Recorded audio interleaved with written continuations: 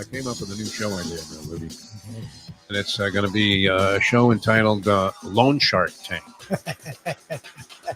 where we have like 5 loan sharks on one side, and the people come in, these bust out degenerate gamblers come in, and they try to negotiate better terms on some kind of a loan and also secure the loan, even though their reputations may not match up with what would be considered spot on credit. And then you got some guy coming in there going, hey, listen, I'm looking for $600 at 2 points a week. I'm telling you, I'm going to pay you back. I know my reputation is not necessarily exemplary. And, then the loan sharks start picking them apart. It's like, well, what are you talking about, Joey? 2 points a week. That's laughable. It's 7 points a week just to talk to me. What do you think? I think it'd be classic. And you get the music going. The guy comes out. He's clearly in need of the money. And they get that dun, dun, dun, dun, dun, dun, dun, dun.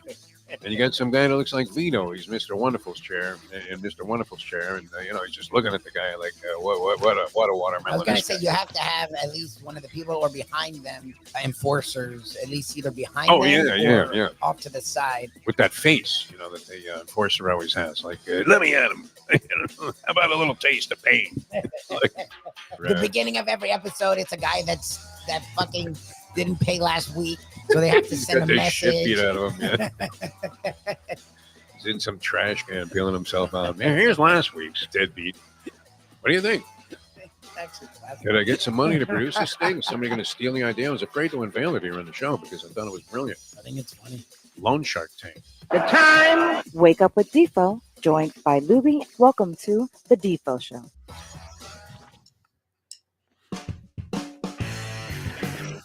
So you're getting complaints about that too, Lubie? No, I just can assume. Oh, you assume, yeah, that's annoying to people. No, it's been a while. We've had that same thing up there, but I don't put any heat on you, Lubie. I mean, I know that, and I want to distance myself. I don't want to take the blame for it because this was stuff that we said on the show. It should be freshened up, every couple of days, maybe?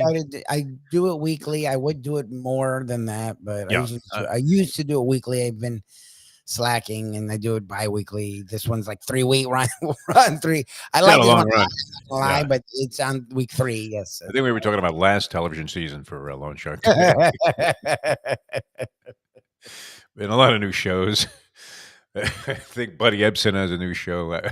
No, it's great. All right, good to be with you guys on this Wednesday edition of the program, the Defo Show, which, of course, largely features one Mike Lubie Lubitz. In fact, it seemed almost like a grooming thing going on here.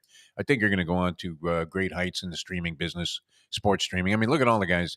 If you make it, you make it really big. I mean, I was just reading this thing about Levitard yesterday. Now going to be on Peacock behind Dan Patrick is streaming on Peacock, and that's a big thing, right? They throw like hundreds of millions at you for that. Do they really? Look what's happened. Craig Carton got some deal with Fox. Does anybody watch the Craig Carton show in the morning? Oh, no. Does anybody know he's still in broadcasting? I didn't know. In fact, they stuck him on some Yankee games on the radio. I saw Jim Rome the other day. I'm like, Jim Rome still does stuff. Like, I didn't even know. I haven't seen those two people in years. We either weren't good enough or lucky enough to fall into one of those spots. Because and as I told you, I've been a guest on many streaming shows, and a lot of times as I'm guesting on these shows, I'm wondering how the hell do these guys do this night after night, day after day at this incredibly slow pace where you're asking yourself, why would I don't care who the guest is, why would anybody be listening to this? So, Defo, after you got your first job, I mean, it's like, whoa, man, what the fuck is this? But no, we try every day. We try to give you put our best foot forward. It doesn't always work, and it hasn't resulted in the millions. But there always is that possibility. And you're a young man, Lubie. See, I'm kind of coming to the end of the road here. I've got to decide whether I want to buy a hot dog cart and move to Melbourne and just sit outside the courthouse there and hope to sell 100 dogs every day.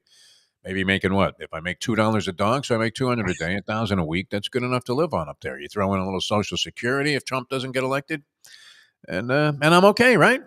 I might be able to, if you could carve out in Melbourne. If you were making $8 a month, is it enough to live on? That's an amazing thing. Think about that. That's like $100,000 a year, basically.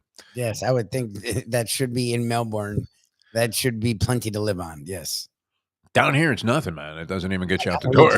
You may get by. I don't know. Isn't that incredible? You used to dream about making like 50 grand a year. Yeah, I mean, not you. I guess what the number would have been 100 if you were making 100. Was always like a number that seemed like, wow, good for you. You got to 6 figures. Yes, like that job that you had at 940 Win should have paid a minimum of like 60 times from the station. Yeah, a day's producer and co-host on a morning drive radio show. It would have paid a lot more than that. In your heyday, it would have paid in the 6 figures. Back in the day, I mean, they were throwing money around like it was no tomorrow, and obviously they were making it because we used to have what I called a 13-minute talk-free commercial sweep. 3 times an hour when I was on the first team with Joe Rose and Steve Goldie Goldstein. Literally, and this is true, I'm not exaggerating. We used to go outside. They were operating out of this shack on Sheridan Street, right? Was it Sheridan Street or Sterling Road? One of those 2 streets. There in Davie. They had this little shack out in a giant field, and it was the radio station studio. And also, I guess, I don't know, was the tower right there on the grounds? It could have been. And we used to have enough time during the breaks on the first team when I first got going with those guys. I would say this is circa 1996. 3 13-minute breaks an hour. So that's 39 minutes of commercial time, leaving you 21 minutes of content. That's crazy. And you had 3 fucking guys. Doug, I mean, it was annoying, but we'd go out and play like 3 innings of stickball, Lubie. Outside. One guy would be pitching, one guy would be batting, one guy was in the outfield. We had 3 guys. It was great. The producers had to stay inside because they had to punch up buttons, obviously. And we would have time to do that and come back in after like 3 innings all schwitzed out. And there would still be 5 minutes left in a break. It was amazing. So, I mean, there's, definitely a room to pay people in that business. At least there was at the time. And for some reason, they retained you as an hourly employee. I thought that was a real ripoff, Libby. No respect whatsoever. All right, we have a lot of ground to cover in a short period of time. Jason Cole going to join us here in about 3 minutes. We'll get into some NFL. You know what I love about social media? One of the many things, and there are a lot of things not to like about it, I guess. The somewhat debilitating habit that it becomes to constantly be checking your phone, which, wow, Libby, I don't know why. I really want to just take the thing and chuck it into the ocean at this stage. Oh, really? Plus, my phone is deteriorating to the point where I can't even get off a phone call without somebody saying, I can't hear you. What did you say? You want to come in on the 14th? I was on the phone with like somebody that was arranging a doctor's appointment yesterday. Well, rearranging because what did I have? I had 4 months to go get this blood test. And the appointment that I was supposed to have it reviewed on was coming up tomorrow. They just sent me a reminder yesterday. And I'm realizing, wow, I never went. So what's the point of going? I mean, do you bother to keep that appointment if you haven't had the blood test? What's the point, Libby? Oh, I don't know. Well, I mean, just to see the person and say hello. Hey, how you doing? You got no information to work with. How do you think? How do I look?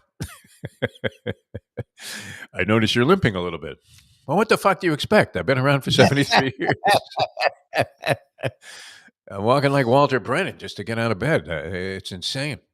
But anyway, social media, one of the good things about it is, and I used to be a diehard Yankee fan. I grew up, the Yankees were all we had.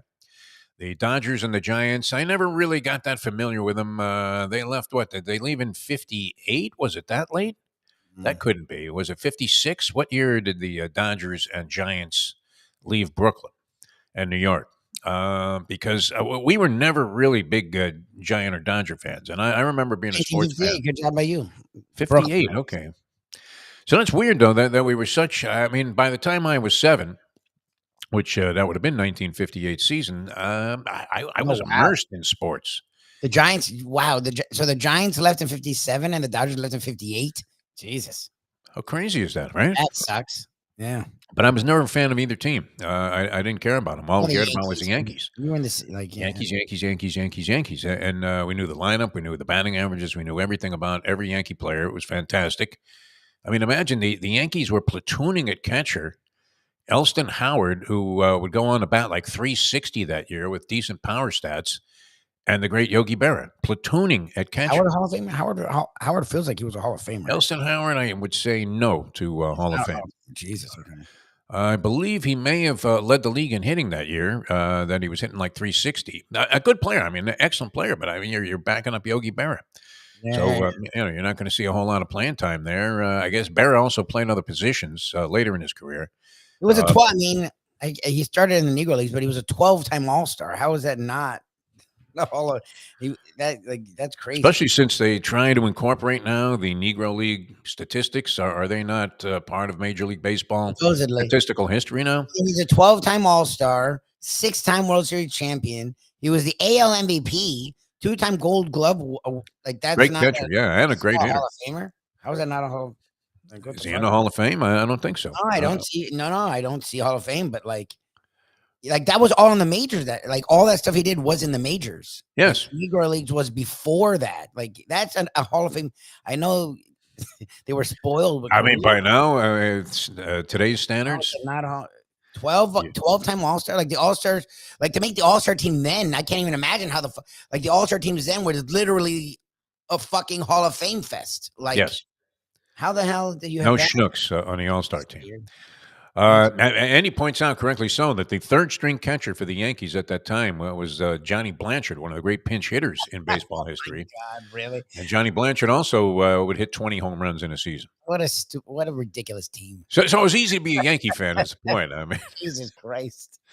And I really, this is weird, Lubie, because I have a pretty good memory going all the way back. I can still envision things that I was doing when I was 4 and 5 years old. I don't know. Is that part of your mental itinerary? 100%, yeah. Especially true on my walk of life. I tend now, and this is good advice to give your children, and this is exactly what I said to my son when I dropped him off at the University of Central Florida. I told him the first piece of advice I gave him was to lower his standards, number one. That's still my favorite piece of advice. And number two was dig this because there will never be another time like it again. Whatever grief you're going through, whatever trauma you're experiencing, maybe you're not going to class and you're not getting good enough grades. Maybe you're being rejected by the women that you're pursuing. Maybe some teacher is on your ass. Maybe you think you could make the basketball team, but they won't give you a shot. Whatever it is that you're going through, forget about it. Put it aside and realize this will be the time of your life, and there'll never be another time like it again. If you're fortunate enough to be able to go to college for any period of time, but 4 years at a university where you're not living at home, absolutely the best time. And I find this in my reflections on my walk of life that I'm constantly going back to a period of time 50 some odd years ago to find the most soothing. But anyway, the point of all of this is that social media is great now because the crying and kvetching of Yankee fans, especially after a devastating loss where once again Aaron Boone decided, hey, let me go ahead and bring in Clayton Holmes again. And this is a guy now with 11 blown saves and 5 losses. Oh, Jesus. So I don't know if all those 5 losses came as he was a Yankee closer, but think about that for a second, Lubie, especially with this in-game betting where the Yankees are up anywhere from, I guess he's come in maybe sometimes in tie situations, but usually he's coming in with either a 1 to 3-run lead. If you were betting against the Yankees with Clay Holmes coming in, you could have been a winner as many as 16 times this season. That's crazy. At huge odds. Because, when you get to the 9th inning, a team has a 1-run lead. They're going to be like minus 800 or something. So you're getting a big price on the other team. And 16 times you would have cashed. You'd be a rich man today if you just bet against Clay Holmes and bet on Aaron Boone to go ahead and blow another game. Anyway, I love the bitching about it. We'll get into that. But we want to join or be joined by Jason Cole, one of our favorites here, the 33rd team. Been an NFL insider before the insider term was even used. Yep. And it's great having him on the program. We even quoted his advice the other day on our Bury Your Bookie show as we welcome to the program from the 33rd team, the great NFL writer, Jason Cole. Jason, how are you, my friend? I'm doing fantastic, Defo. Although I will say Clayton Holmes, while not a great closer, is actually a pretty good reliever. But the losses are also part of the 11 blown saves. So it's actually... Oh, they are? Okay, yeah, that's right. All right. Yeah, that makes sense. Yeah, just to be fair to him. So it's just 11. So it's 11 times you're cashing. It's still pretty good. I mean, what do you think? The odds have to be prohibitive at that point. That's a lot. Yeah, that's a beautiful thing. And last night's was just vintage, Holmes. Single walk grand salami to a rookie, and the Yankees walk off of losers and in second place. Well, Jason, I quoted you the other day on our little gambling venture that we have going, and which is to say, this was a brilliant concept on It your was part. last year. I think you brought it last year, and he laughed at you in your face. No, I did not. I mean, I really think it's very valid. I wouldn't have brought it up again because we certainly wouldn't want to denigrate the reputation of the great Jason Cole. But yeah, you said, you know what, you have to treat the month of September, if you're gambling especially, or trying to predict what's going to happen in the NFL, as if it was the preseason again. I mean, and it seems like that would be even more valid after what we watched this year, which I couldn't. Could you deduce anything from the preseason about how any of these teams or players are going to perform? Oh, absolutely not. Yeah, yeah. I mean, it just seemed like there was no effort whatsoever to even disguise the fact that these weren't even as intense as some of the practices, as the players and the coaches often allude to. Well, they're nowhere near as intense because intensity means you have a threat that maybe somebody's going to get hurt. And you don't want to. I mean, we are quickly getting to the point that it's not just that the preseason is meaningless and unsellable, but it is a complete waste of time. Where you have, you have athletes who are very well prepared for how they're going to play at the beginning of the season. That doesn't mean that the game is good. When the first month, you see a lot of raggedy football the first month of the season. But that's not going to change anytime because coaches cannot afford to lose critical players. They can't burn guys out. And they got to be prepared for what is now a 17-game season, and is pretty quickly within 2-3 years at most, is going to be an 18-game season. So you have to pace your athletes. You have to, these guys can't hit that much and survive it. It's just the law of averages, and it means you're going to have a less prepared game because you're going to get into September and guys are just not going to be sharp with their tackling. They're not going to be sharp with their blocking. Just not going to be sharp hitting at all. They're not going to be ready for game speed. And now with the hip drop tackle being eliminated, they're not going to be able to do some really basic things that make up for the fact that they're not as prepared and not as sharp. I mean, offensive football could be crazy this year. Absolutely bonkers how big some, particularly the wide receiver numbers could be just outrageous this year for 4 or 5 guys because DBs can't do the hip drop. So yeah, to go back to the original point, I think it is incredibly difficult to try and figure out who's actually really good for the first month of the season. And unless it's something I felt really, really strongly about, I would stay away. Of course, I'm saying that to you. I'm trying to figure out who to use in my survivor pool in week 1. What are you talking about as we speak? You're like, let me think about this. You just want all of it. You want the veteran teams that know how to play at speed. San Francisco is going to be good at this. Kansas City is going to be good overall at it. The younger teams are going to struggle with this kind of stuff unless they're just, they're coached by somebody who's, like a real high octane coach. He's just going to get them playing like rabid dogs.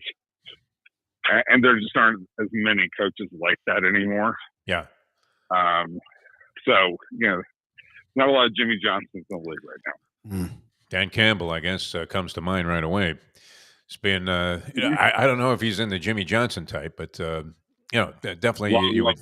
Love Dan Campbell. Love. Yeah. Crazed is not strong enough to quantify where he's coming from in relation to the other coaches. Yeah.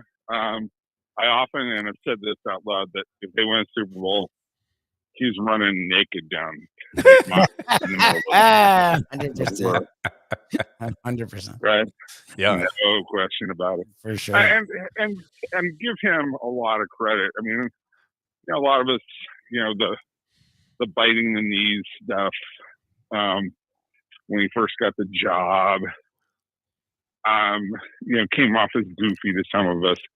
I didn't dismiss him completely because of that, but you kind of sit there and go, okay, I hope there's some thinking behind the knee biting, and there has been, you know, like there has been a concerted effort to put together a team that plays differently, and has the offensive talent to match that, to go with what they're working on. So I really do like overall, you know, what he's done, but that's because I really appreciate the actual thinking and planning part of what he's done, not just the knee biting stuff, which they're tough. You know, like they got an offensive line that hits, and they play. You know, they're not great on defense talent wise, but they play fast. So they play the way that Dan Campbell evokes. Yes. But there is a plan behind that, you know, that emotion. All right. Well, we reside out of South Florida. As you know, you covered the Dolphins for years. You still keep an eye to South Florida. The AFC East went from the trash division for years to the point where now I'm seeing 3 different teams being picked to win the division. So that should be a good sign for the division and its strength. What are your thoughts, Dolphins, Jets, Bills, heading into this season that kicks off Thursday night? I still think the Bills, despite the losses at wide receiver, and the retooling that they've had, I still like the Bills a lot, because you start off with a quarterback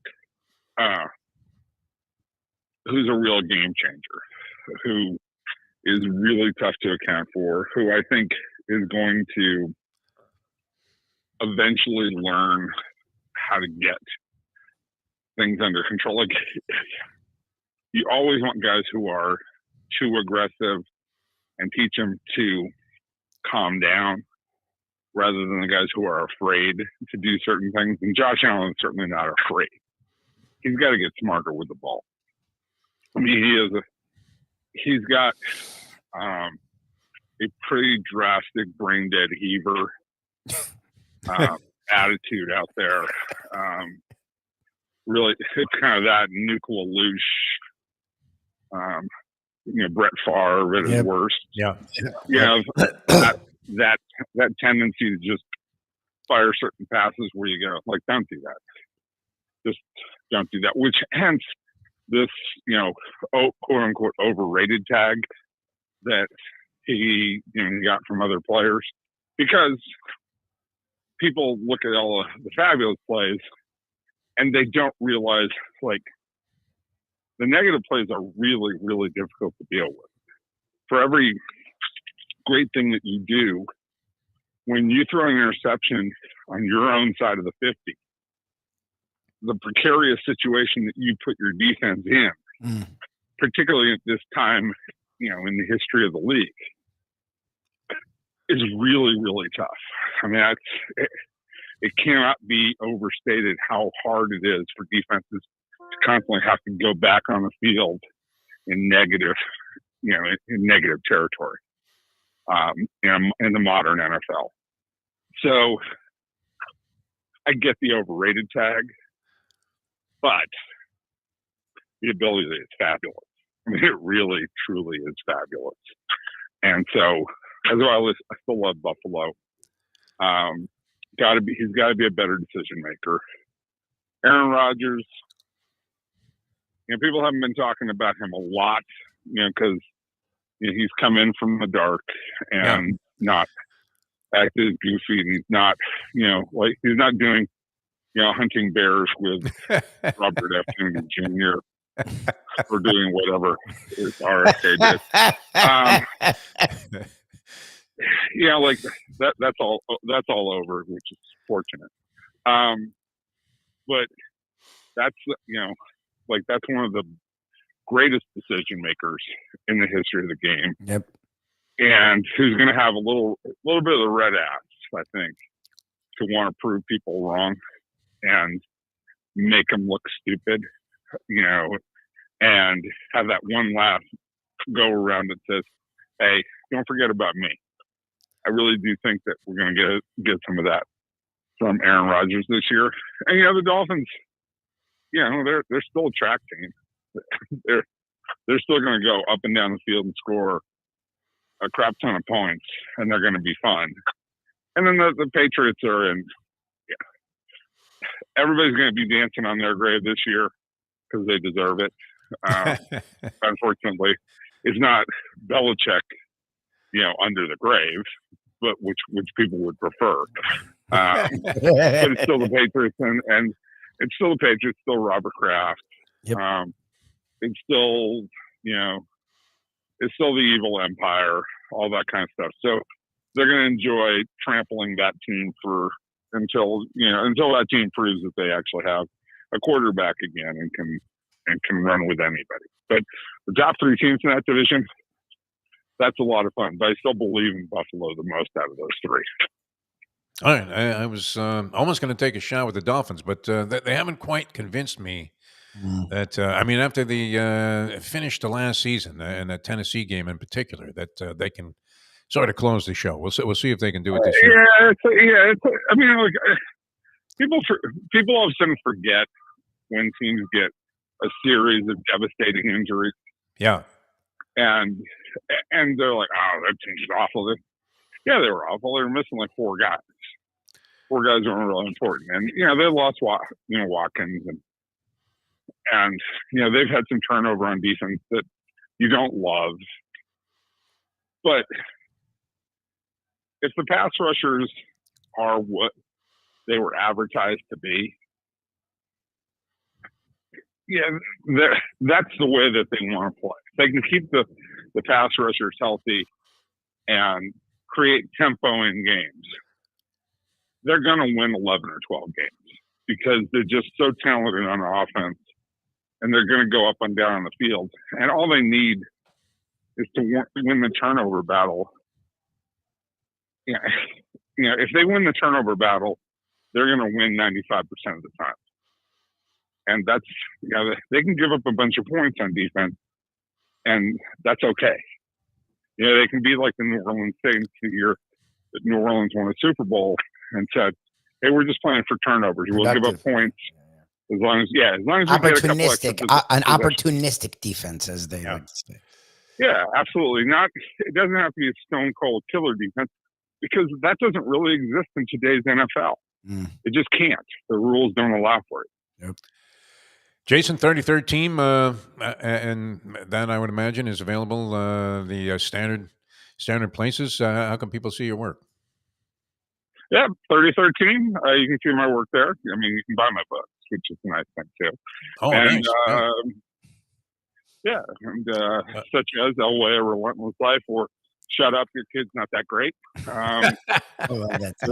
They're very, very different. Very different types of books. Let me just say that. But yeah, I'm out there. You can find me. You can find my snarky sense of humor just about anywhere that you want. You're the best. Great stuff, Jason Cole. Always a pleasure, my friend. Thanks so much for being with us. All right, guys. You're welcome. Thanks a lot, Jason Cole. Talk to you later. What do you think there, Lubie? Should we bring in Tony Segreto to? He's standing by.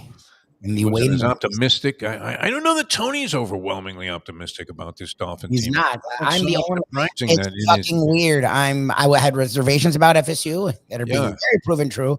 I didn't have these reservations, obviously. I thought they'd win 10 games, but we'll see. I actually believe in Norvell enough that I have a weird feeling they'll turn things around a little bit. But they obviously not to what people thought they would be. However, I'm the opposite of everyone on the Dolphins. Like, people think they're going to win 9-10 games, maybe make the playoffs, lose first round. I have this weird ass feeling like, how could that be, Lubie? I have this weird feeling that people are so anti them because of the last 2 finishes. Yeah, that's what they need. They were put together quickly with a coach that's 19 years old and has never coached a goddamn thing on his own, and they yet had expectations for Super Bowls. Like, that's an incongruous combination. Oh, listen to you. I think they're better served now. He now is year 3. He now probably deserves a little faith. We don't have it in him because the last 2 years at the end of the year, they screwed it up. So I think that will serve them well. And I, for the first time, they may say, like, look, that's 2 years in a row they're hurt, right? Maybe finally they get lucky and have a Denver Nuggets year where guys are always hurt just stay healthy for one fucking year. Because if that's the case, to me, they're as good as anyone in the AFC. Their issue isn't the team and the tool crap. I think people overlook their injury issue, and it's a major issue, and it's something that pops its head up every year. But if for some freaking reason they get lucky and don't get hurt, I think they would have been in the goddamn AFC Championship last year. What do you think, Tony? Welcome to the show, Tony Segreto. Oh, hello. Tony Good Segreto. morning. Hey, what's up, Thank kid? you. How are you? Wait a minute. I want to talk about the shack that you worked in. Oh, were you ever there at the old QAM? That's where I met my wife. Oh, really? In that shack? Yeah. What was the pencil still hanging from the ceiling in the talk studio? There was a pencil. And we always had to worry, like, if an NBA player like Zoe came in one day and you thought it was going to take his eye out. There was a picture of Rose up on the board, and it was a promotion. It was a poster, and it was this girl standing in a bale of hay, and she had a jumpsuit on, and Joe Rose would look at that every day and go, God, I want to meet her. God, I want to meet her. And I go, that's my wife. He goes, oops. What were you doing in the studios? Promoting some NBC project or something? The Olympic Games? I went there one time Yeah. and met Rose, and I met her on the phone. And then Was she working there? Yeah, she was a DJ. She was a DJ. Oh, on Kiss FM. Okay, cool. Really? Yeah. Your wife was on the air. I didn't even know. Wow. Okay. Yeah. That's cool. Yeah. Yeah. It's country. Okay. So, yeah. And that was, I mean, both of those stations were crammed into this, literally, I mean, a shack. Yeah. If you remember that place. Yeah, But I mean, we used to have 13-minute breaks, Tony, 3 times an hour. Yeah, I know. breaks. 3 of us would do a live spot. And I was then, part of that whenever I'd fill in. I was part of the was amazing. football game. You had time to go see a movie. Yeah. Oh, really? I mean, it was nuts.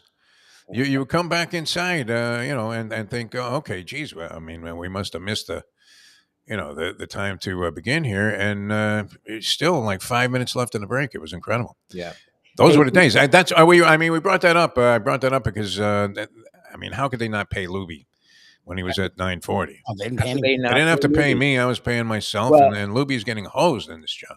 The owners of, God bless them. They did what they did, but they didn't pay squat.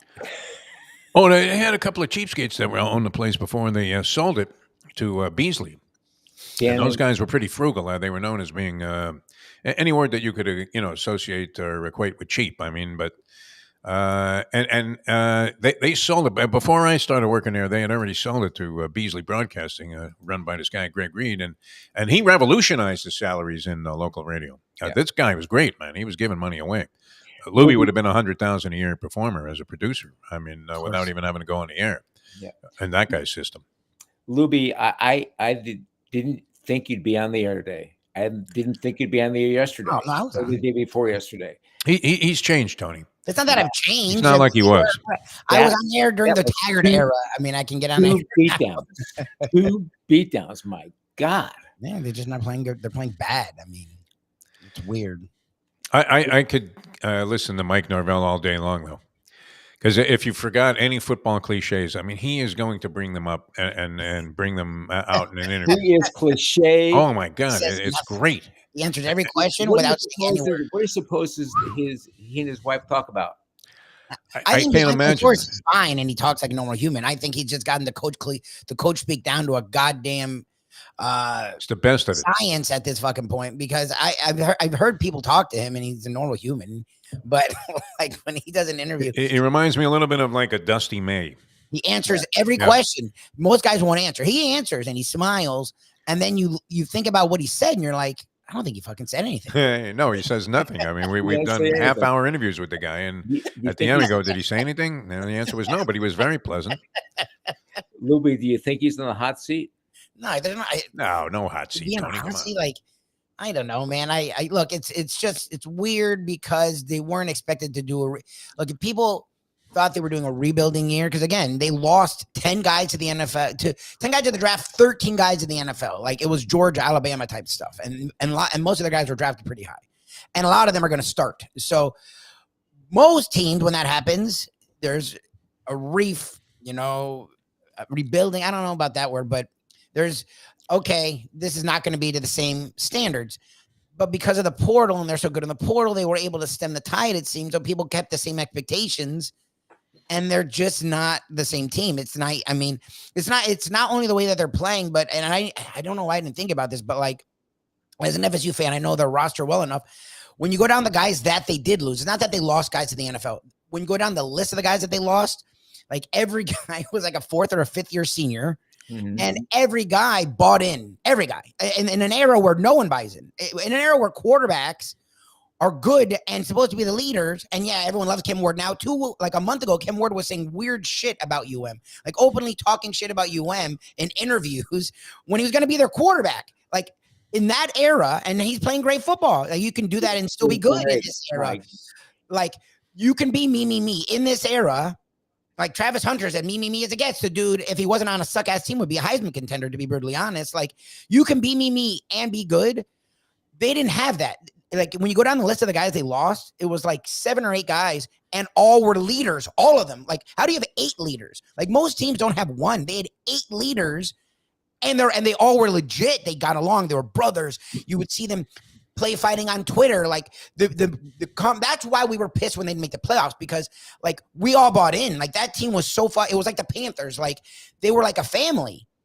You lose all those 8 guys in this era, and you're starting from scratch. It feels like, in a sense, where like the guys that are returning were young. The guys you brought in are new. You don't have any leaders. You go from 8 leaders in a sport where people like, we're the brothers, men of brothers, and we have to fight for each other and kill and die for each other. That's what football supposedly is. You saw that last year. I didn't think about that at all. Like, no one talked about that. Like, there's no leaders. That's what the word is. And people were saying this from practice. Now, of course, it comes out after they're 0-2, that no one's stepping up. No one, and you can see it. The way they're playing, half of it's effort. Like, it's tackling. It's a guy's running by you and you slow down. Their quarterback is useless. He sucks. And he's never been this either. Like, as bad as Uyangalele is, he doesn't miss guys he's missing guys wide open in the middle of the field with no pressure. He's not getting hit. Like, their run offense sucks, but their pass offense, the line's giving him time. It's just a mess. And the only reason I'm not losing it totally is it's year 5 for Norvell. Like, he's proven by now that he can at least turn the tide. We'll see. Is he on the hot seat? No. I mean, they should have been in the playoffs last year. But if this season doesn't fix itself, then there will be questions about him, and he won't be this great coach. He will be on a hot seat of some kind going into next year. I just still hold out hope that all what he was able to do with that other team, it's going to take longer, but at some point he'll do it with this team. Yeah. Speaking of Cam Ward, are you buying all of that, Tony? First, he's good. No, he's good. He is. No, I'm talking about Lubie's FSU dissertation. Yeah, I do. The guy's got a 1-year free pass. I mean, if he lost every game this year, he couldn't get fired. I do. Give him a free pass. Yeah, and he's got a. What he did was exactly what they'd been trying to do for years, much like University of Miami, which I know you were about to address here, Tony. Yeah, that was impressive in many respects. Not the least of which, I guess, I don't know. Do we have to take into consideration that Florida may be awful? They're a disaster too. Both are true, I think, in the same sense. Maybe, but still, he was as cool as a cousin. He was cool, man. He was cool. and we'll have to see. We'll have to see where they go. Boy, oh boy, Mario Cristobal has set the bar high now. Nice soft schedule. Well, that's the thing that saves their asses. Gator game on the road would have been an ominous start to many seasons, but they could win the ACC and get in the playoffs, and then it's bar the door, Katie. Yeah. 2 games that Mario Cristobal will screw up and outright lose. Well, no, with head coaching blunders. Can you pick them now? No. I think USF, and I think the FSU game, I don't know. Well, that's a toss-up to me. But USF somehow gets in a tight game. And they play – there was someone else they play that's like average, but the Florida State game could be tough because, they play later, I think, this year. So that gives them know each other, and, there's trash talking, and, there's all this stuff going on. But we'll see. We'll see. All right, Tony, you got to be optimistic. I mean, being on the board of directors of all these schools, we expect you to maintain your neutral integrity here, and but University of Miami that was certainly promising. After I naturally had concerns just because of the Cristobal factor. That game went off almost a pick 'em also. So was it really? Is there such a thing as a half a point line? Isn't that essentially pick 'em anyway? Yeah, because you can't have a tie. Somebody's got to win by a point. Somebody's got to win by. All right, a guy who could figure that out is going to join us here in just a few seconds. Let's bring him up, and then we're going to throw in a couple of commercial messages. But we want to introduce you to the great Ed Garcia from Texas Roadhouse Restaurants, and in his full splendor, with the Michigan Big House in the background there, and the big game on the ticket. Ed, how are you? Doing good. How are you guys this morning? Good morning, sir. Doing all right. You going to Michigan for the Texas game? I'm flying out tomorrow. Oh, so, wow. Flying out tomorrow. Going to be golfing the course on Friday. And then Saturday, we are going to see what the truth has for us. It's going to be an exciting game. Very good. I wish you luck. Texas looks friggin' scary. There's like 4 teams right now that look scary, and Texas is one of them. That's right. Texas, Ohio State, Georgia, and Alabama. And Alabama's, they're beatable. But the board's legit. Those 4 teams right now. Texas is, boy, they're loaded. They're loaded. They are loaded. They are really, really loaded. It's going to be a very interesting game. Our offense is not loaded. I would love to see in this early on, Texas play Ohio State. It would be a barn burner.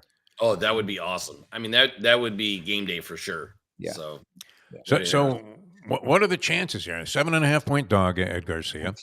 Mm-hmm. You do have the advantage of being in the big house. I saw a clip with Steve Sarkisian a couple of days ago. Appears to be the epitome of calm. Said all the right things about the great respect he has for the Michigan program, what they did last year. How big of a drop-off is this? And, of course, a new coach. Although we're not sure how much Jim Harbaugh coached last year, right? He was only there on the sideline for like half their games. But that's correct. He clearly had an influence on the gentleman who took over. And but what can you expect? I mean, what do you think? Can they hang in there? Do we go ahead and take the 7.5? Ed Garcia, that would be a bigger question than how you keep the prices down at Texas Roadhouse. That's right. That is right. The defense, I give Michigan a ton of credit for the defense. The defense is super strong, and if we can match the speed of Texas, coming up against Fresno State, I mean that was slow motion, and we struggled a little bit. I mean, Fresno, the scoreboard should have been 0 with Fresno.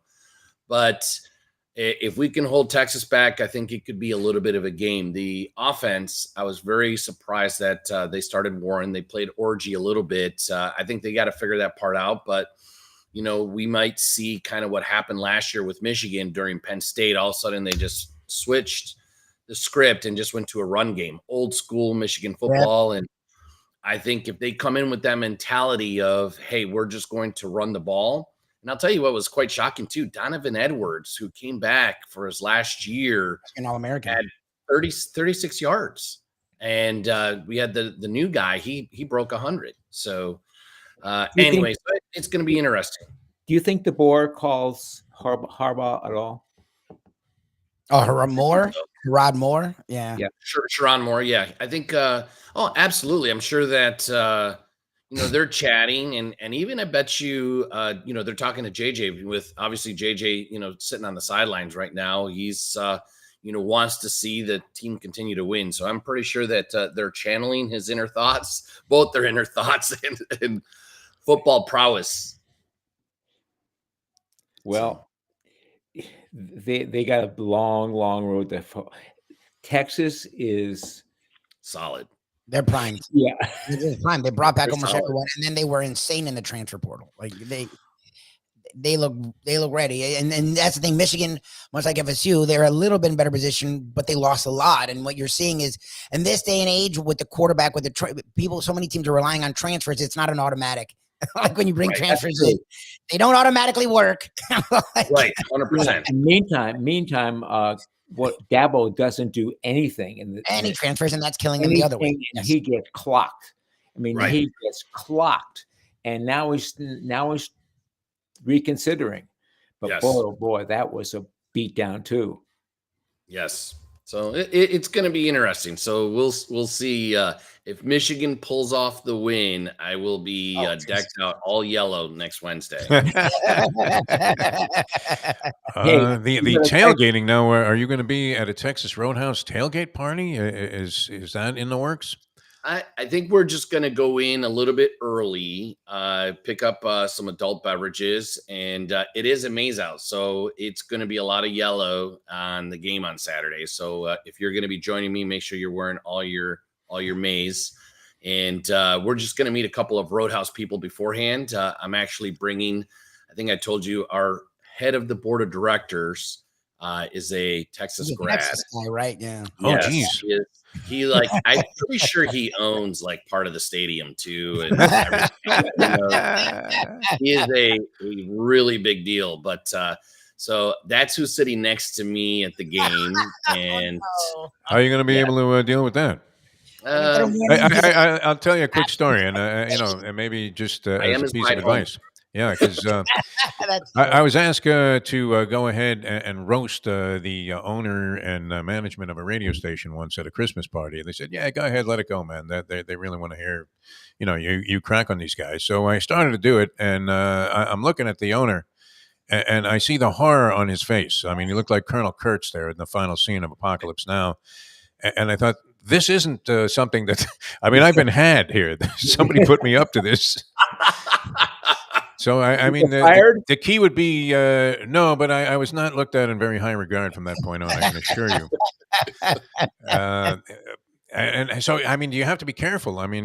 Is this guy okay with you openly rooting? You're I don't know of a more diehard guy. That's one of the reasons we enjoy having you on the show. You are the epitome of what college football should be all about, Ed Garcia. So how can you hold back? I've been to the Big House a couple of times. 4 times. 4 times. And each time I go, it's massive. It's crowded, but they don't cheer. They're quiet. They're quiet? No. They're ramming it up Ohio State's ass, Tony. What are you talking about? I got to send you that video of when we rushed the field after we beat Ohio State last year. That's still one of my favorites. Yeah, on there. But no, I will say, I think Michigan fans, I've been to a lot of college games, throughout the United States, and I think the Michigan fans, for the most part, are very well behaved. They definitely do cheer. I've been to some other stadiums where, when I'm rocking my maize and blue, I get a little fearful at times. Virginia Tech would be a tough place. Yeah, say Ohio State. But I think it's going to be all in good. It's going to be all in good spirits. It'll be a great game. I think he's going to have a great time. If he gets a little rambunctious, he will still be in Ann Arbor next Wednesday. He will not be getting a ride home with me. Tony mentions he's been to the Big House a couple of times, and naturally all of our fans start weighing in saying, yeah, I was in too for a 2 to 5 stretch.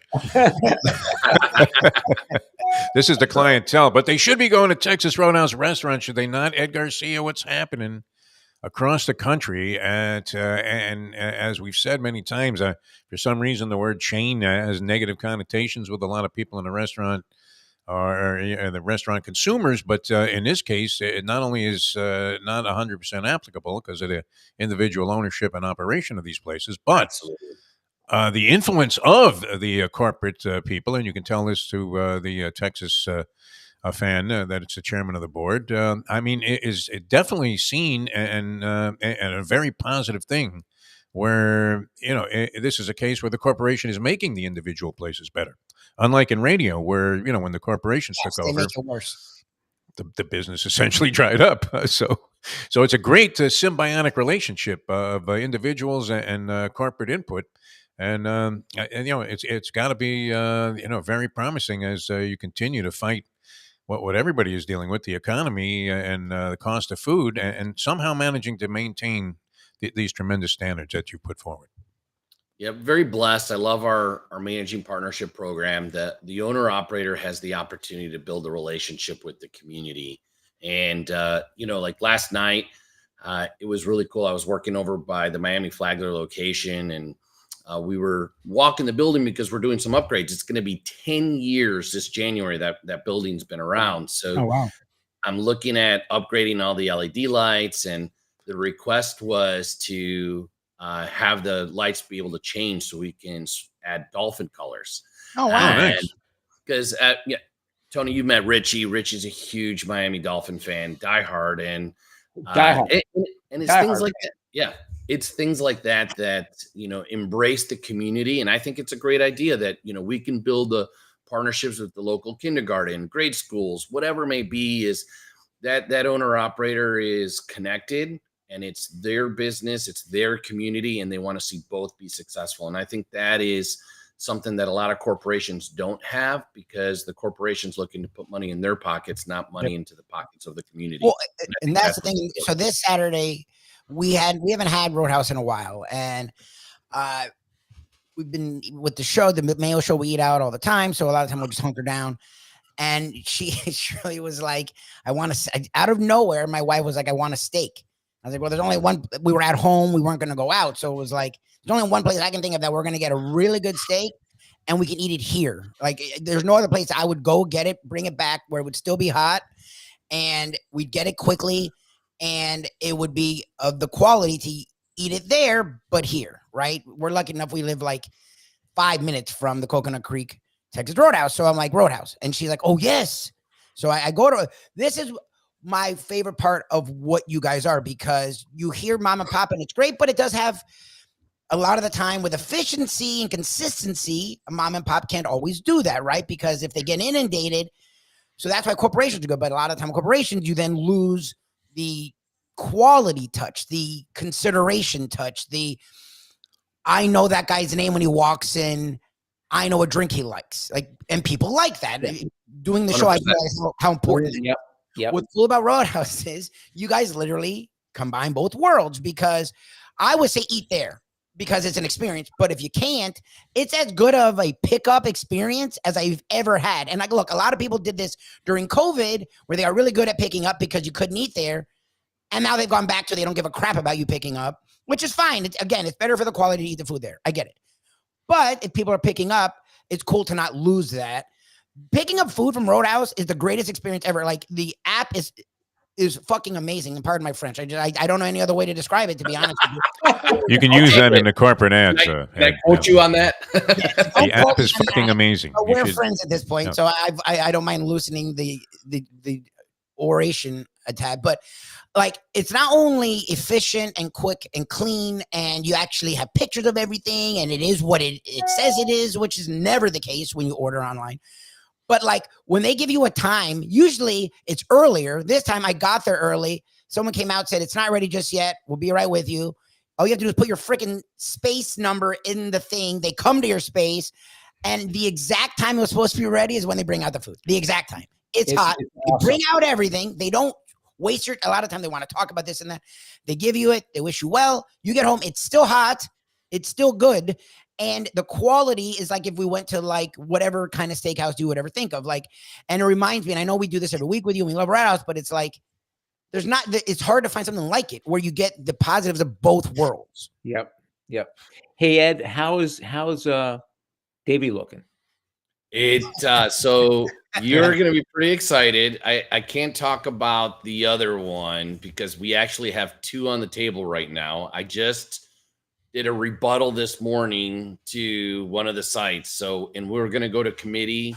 Basically, I go to a big real estate committee here at the end of the month, and they say yes. I mean, good news for you, Tony, is that we have 2 choices. So it's nice. It's looking really good.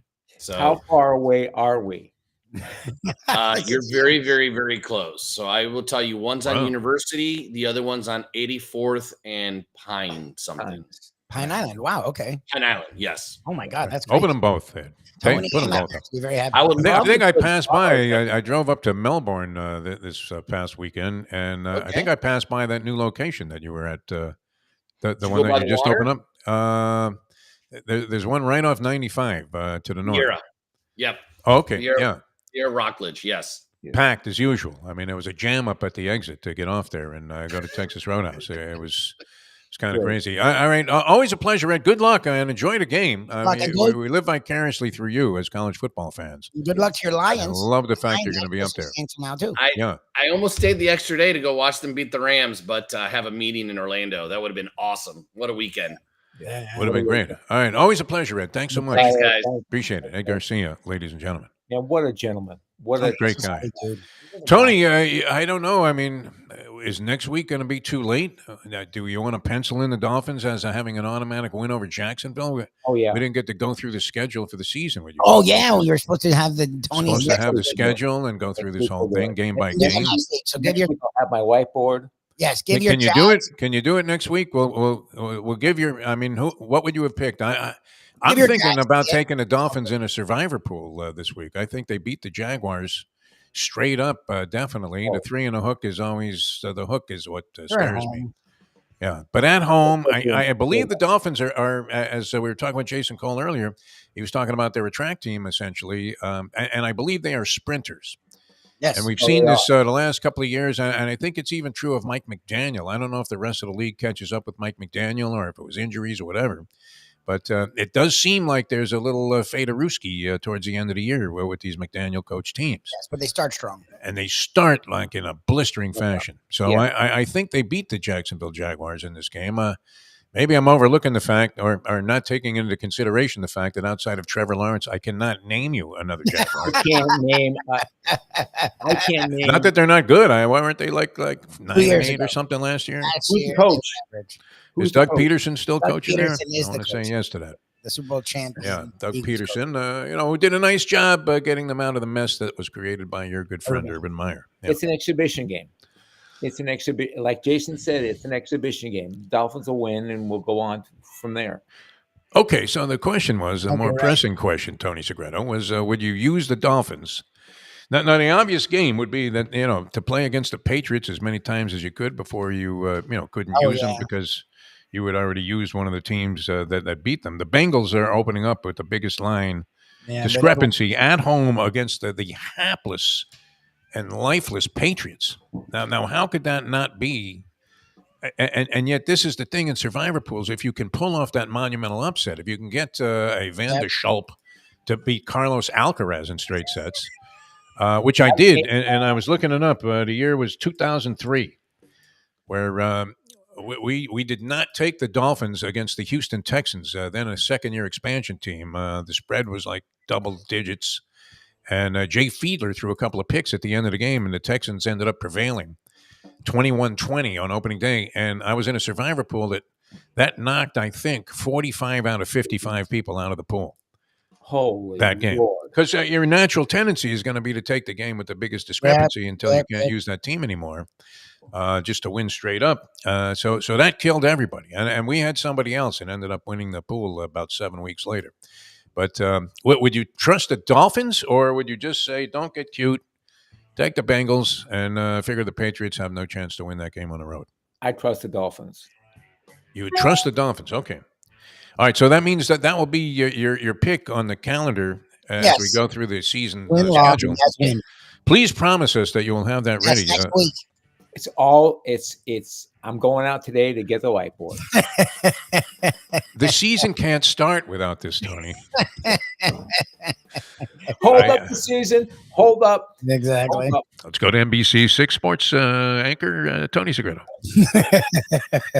Well, what do you mean Netanyahu just threw in a white flag? All right, we'll get back to that. We got Tony with the Dolphin schedule. Me and Steve Kornacki. Yeah, Kornacki would be great. But you were originally, before Kornacki was even like the gleam in his father's eye, you were already doing this. Yeah. Giving you the possibilities, the red states, the blue, the whole thing. All right, Tony, we love you, man. Have a great time up there.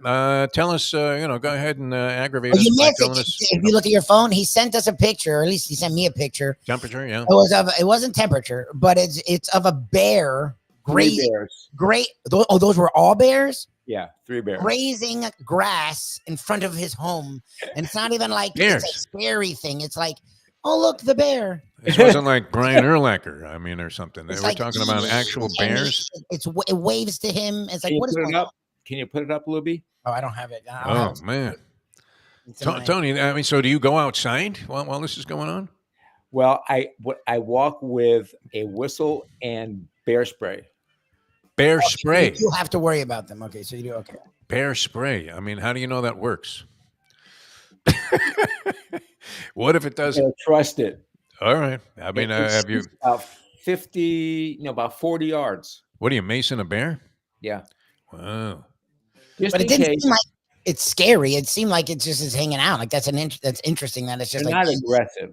Yeah, it didn't seem like. But they don't know. I mean, they take that one swat, even if they're being friendly, and your face comes off. Oh no, I wouldn't go near the thing.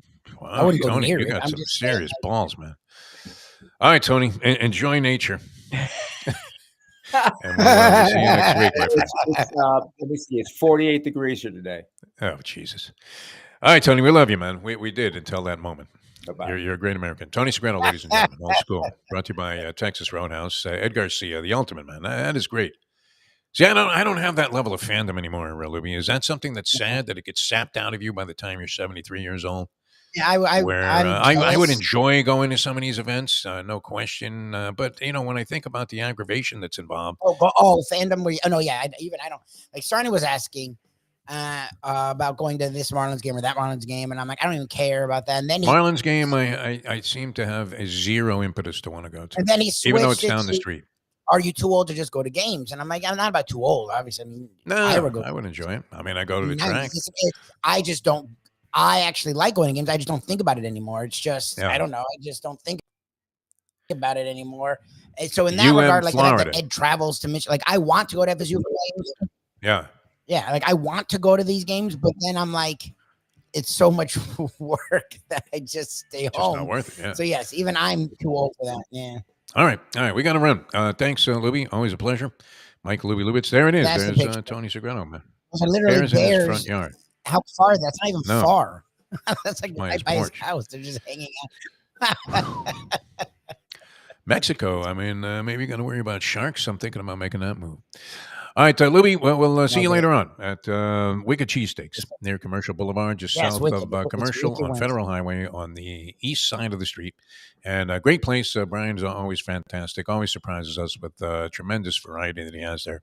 And a lot of fun. Getting rave reviews on Let's Eat South Florida. We'll be there at 1 o'clock today with Mike Mayo's Lunchbox.